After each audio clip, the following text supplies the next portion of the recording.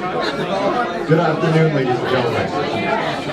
If I could have your attention, I'd like to welcome you to our 50th anniversary open house, and especially to our opening of our permanent art gallery here at Wexford. I'm Walter Kornkiewicz. I'm the chair of the school council and the head of the 50th committee. At this time, to give a little history and to introduce parts of the people involved in this dedication of this opening of this gallery, I'm going to introduce our ACL of Visual and Media Arts, Linda Hatton. Linda.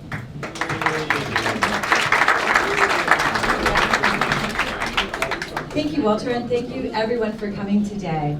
I am truly, truly privileged to teach at this wonderful school, but I do not do it alone.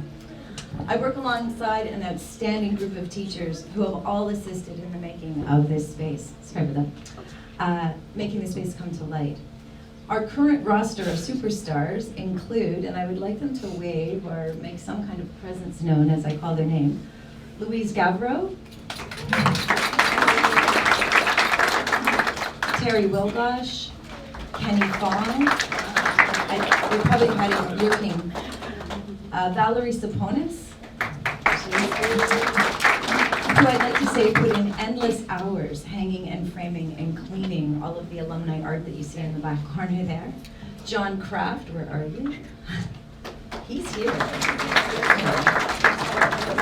Who, without his assistance and perseverance, these walls would not be here. Literally, this wall would not be here. I'm just saying.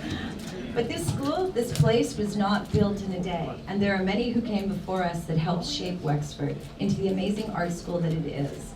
So what I would ask that any former art staff, please step forward or wave a hand so that you can be seen by all. So let's see those hands.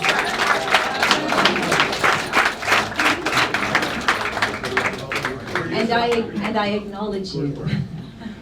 Now there's one teacher in this former cast of characters who, without his unrelenting vision of an art gallery, who made a poster and I think even a t-shirt that said Wexford Art Gallery on it, and who went to our new principal at the time and said, we need a gallery. Well, that idea sparked our P to say, why not put it in the front of the resource center? So Mark Raklevich and Tom Lazaro, I would like to thank you for this.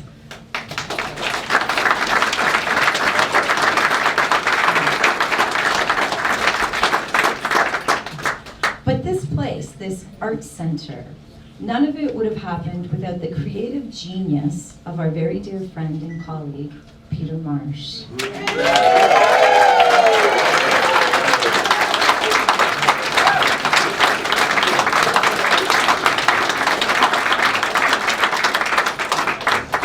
Because of him, we would like to dedicate the Viking Gallery.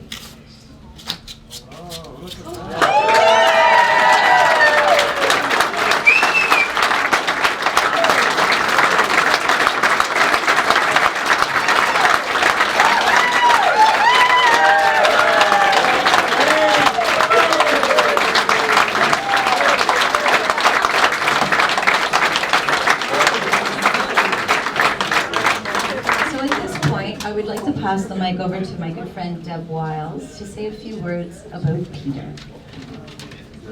Thank you. What an honor it is. I'm going to cry. What an honor it is for me to be asked to speak about Peter Marsh.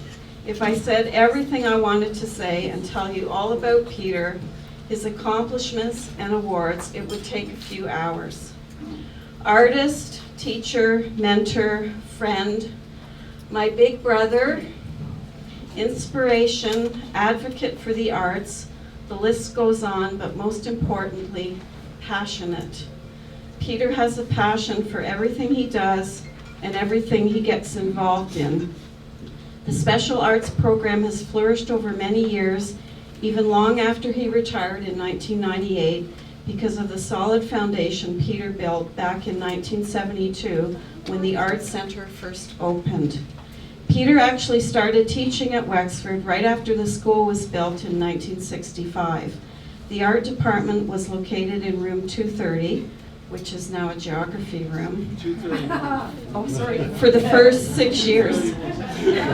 Peter was the department head, then the first art director of the Special Visual Arts program when the Art Center opened. While other schools' art programs diminished, ours grew thanks to Peter, who always fought tirelessly for the program and for promotion of all the arts, not just in the school, but also in the community. The reputation Peter built had students coming to Wex from all corners of the city and even further, and the program grew larger through the years. The courses which Peter wrote have evolved since the beginning, but he made it important to keep up with the world of technology and its changes. I remember him putting my very first computer in my classroom. I was terrified.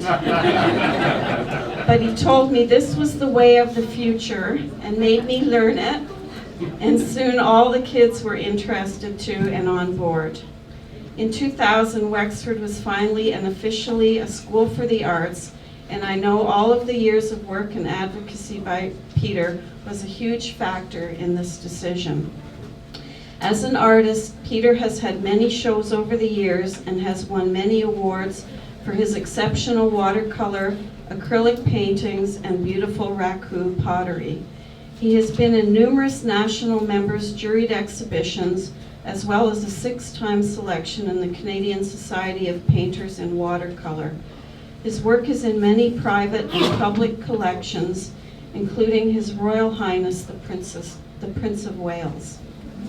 Peter was the president of the Humphrey and Sequin Arts Council for 10 years, an undefeated municipal councillor for 12 years, and has been president of the National Watercolor Society, the Canadian Society of Painter in Watercolor, and is an elected member of the Society of Canadian Artists and the Ontario Society of Artists. Whenever I come for a visit to Wexford, I see the beautiful Art Center sign which he designed on the front of the building, and it always reminds me of the many wonderful years he spent here and everything he did for the school. Peter, I'm so proud of you, as is everyone here, of your accomplishments, both as an educator and an artist, and it gives me great pleasure to see you honored by this beautiful gallery.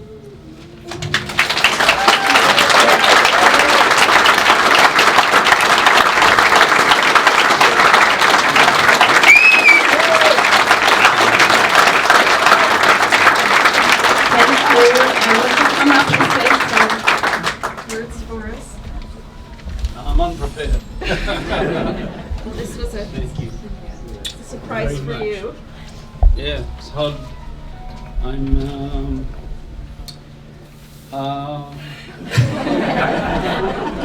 number one. I'm very proud that you've done this for me, and it's quite emotional for me actually, because you don't really hear your life listed out. I don't know whether that's the right word even, is there? But anyway, such complimentary things, and I'm very honored and humbled by these things. Maybe I should tell you how I got my job here, should I?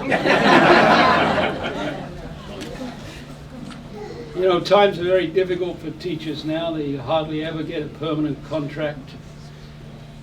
When I went looking for a job, I was right out of university, and there were probably 12 pages in the Globe and Mail with little advertisements about this size, one after the other, and if you had a pulse, you could get it. So, there you are, sweetie. I love you. My wife, Wendy, come up here with me. So, I went down to the Park Plaza, which was commonly called the meat market, and I had a carbon copy of an application that I'd sent to Thornhill Secondary School, and I sent to Lorne Schufelt when I finally got in the door after guys outside. Like, you're going in to try and be the head of the department? Because they were a lot older than me. And I said, yeah, why not? And, anyway, I said to him, I've got a carbon copy of an application I sent to Thornhill Secondary School, and that's all I've got with me, but I mean, it would be the same anyway, so if you would like, oh, I'll take that, fine, he said. So he took it and he read it over and he said, okay, go home, get some of your stuff, bring it down here, if it's any good, you got the job.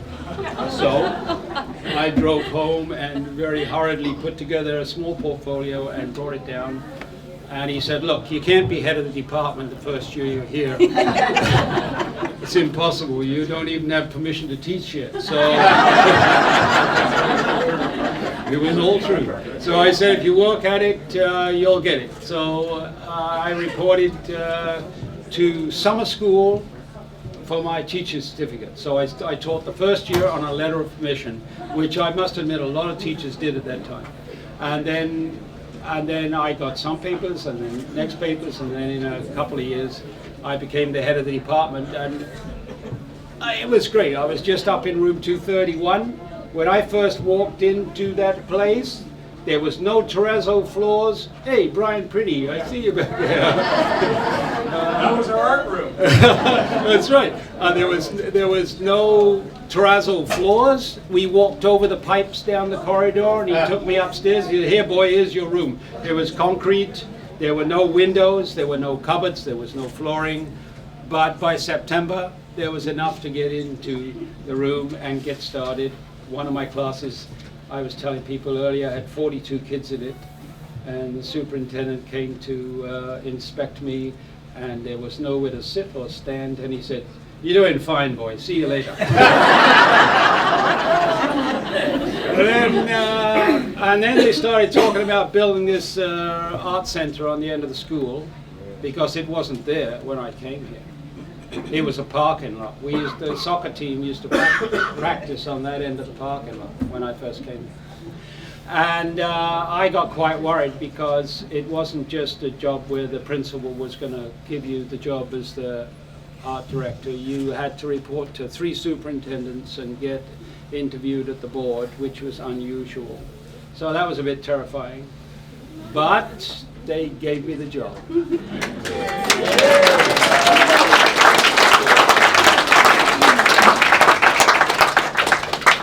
They were wise old guys, because I was 29. The other guys were a lot older. And at 29, the job damn near killed me. I think I started probably right from the beginning, and it's too long a story to tell you the rest. But I think the secret was aim to be the best in the world. That is the secret to having a great art center. Aim to be the best in the world. And we had a lot of people visit us, actually, from around the world, as to see what we were doing. And I had a great staff, and at one time I tried to list them all. There's been a hell of a lot of people who have built this department, and I get these accolades like I did today, but actually it was built by a hell of a lot of people, and they worked very hard, and I'm very proud of them all. And I'm especially proud now that they put up a gallery. It's been a long time coming. I mean, in replacement of that, as you may have noticed, we've been using the whole school.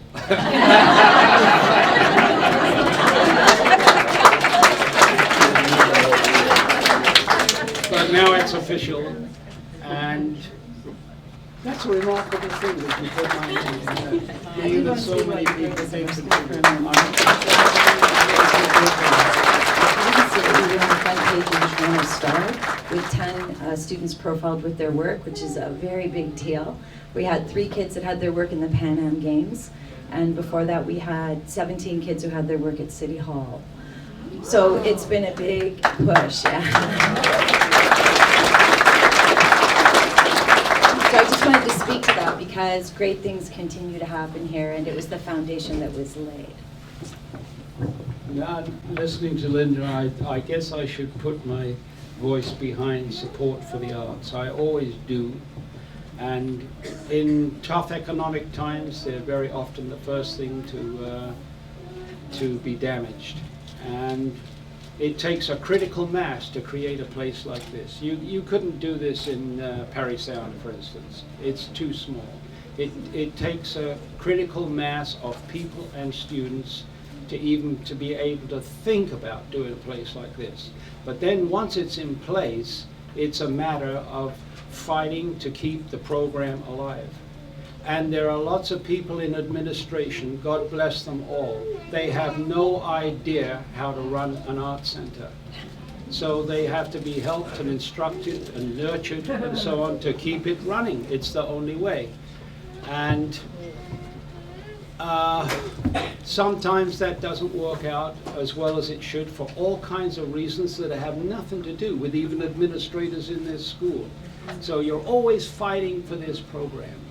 So if you ever get a chance to speak up for Wexford Collegiate as being an important place in the nourishment of our national cultural heritage, do it.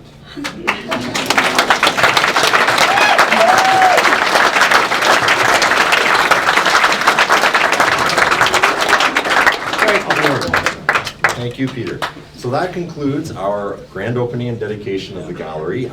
Just to let you know, 2 o'clock and at 3 o'clock, there will be shows put on in the auditorium by Performing Arts. It's the same show, so if you can catch it at 2 or you can catch it at 3. And otherwise, you're free to walk second floor of the Decade Rooms. In the girls' gym, we have the DVDs that have all 50 years of yearbooks on them that you can purchase. There's t-shirts. I'm hoping everybody has been through registration in the cafeteria and got their ID, their student card.